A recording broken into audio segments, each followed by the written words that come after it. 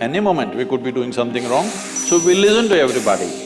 But what they say will not determine how I am.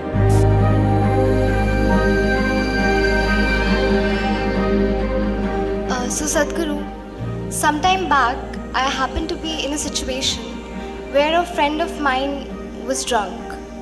So when she was in the drunk state, she was repeatedly saying that please don't judge me as I'm drinking, please don't judge me. It is… but she has lost her judgment, but she doesn't want you.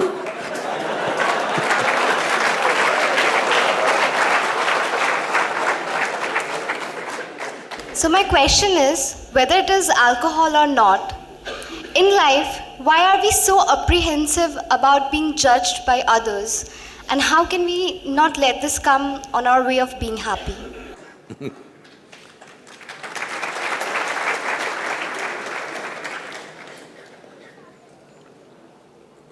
Look at me. See, I'm always stoned.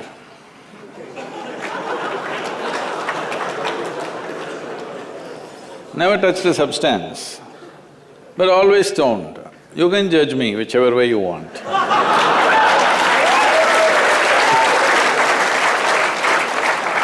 Because one thing is, I'm stoned in such a way that I have not lost my judgment at all. And at the same time, whichever way you judge me has absolutely no impact on me because I'm completely stoned.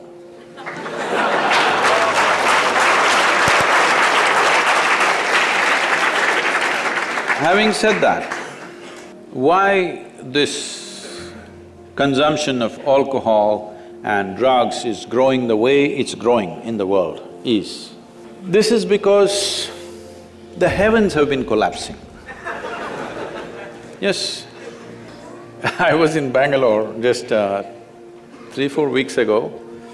There were over 8,000 people doing a 2-day program with me. And just casually I asked, how many of you think you will go to heaven? Only 5 hands went up. Then I asked, are you all the hell people? No, it's just that both heaven and hell have collapsed in people's minds. This is the first time in the history of humanity that this many people in the world can think for themselves. Otherwise, your priest, your mullah, your pandit or a book was thinking for you. The first time that so many people can think for themselves. Are they thinking right, thinking wrong? There are many issues about that. But they're thinking right, thinking wrong, but they're thinking. So all illogical things are naturally collapsing. Still, this generation has not fully walked away from it, still there is fear. They can't openly say, there's no goddamn hell or heaven. They're still fearful about it, but they're trying to make a little heaven for themselves here. So, hey, wait. So naturally, when they're not able to do it for themselves out of their own intelligence, they will fall back on chemicals. Today, just to take very affluent societies, because every society is aspiring to be like that. Let's say you take United States, which is the most affluent nation on the planet right now. 70% of US population is on prescription medication. Another 30%, of course, buying it off the back streets.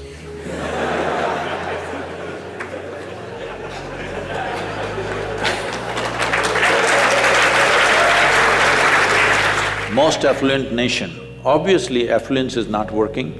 To be healthful, you need chemicals. To be joyful, you need chemicals. To be peaceful, you need chemicals. To be ecstatic, of course,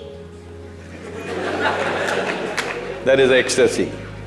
So, I'm not even looking at it morally. It's never a moral issue for me. If 90% of this population right now is on chemicals, believe me, the next generation that we produce will be a generation which is much less than us.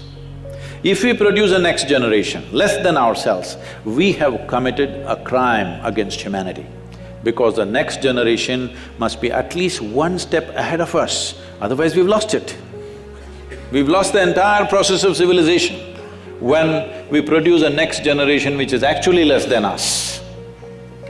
So, we are heading towards this rapidly unless we teach individual human beings how to simply sit here and be blissed out.